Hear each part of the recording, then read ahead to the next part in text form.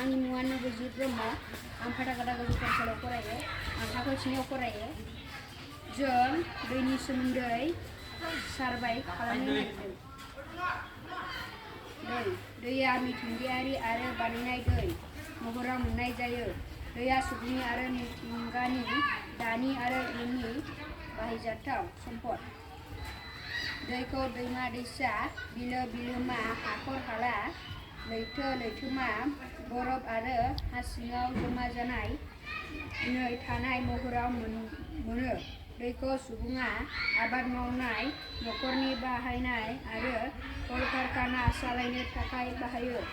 नाथाय सोलिबाय थानाय समाव बायदिसिना मावथायनि गेजेरजों दैया मैला जादों आरो बाहायजाथाव गोग्गो दैनि आंखालनि जेंनाजों समाजनि गासिबो थाखोनि सुबुङा मोगा मोगि जानो गोनां जायो।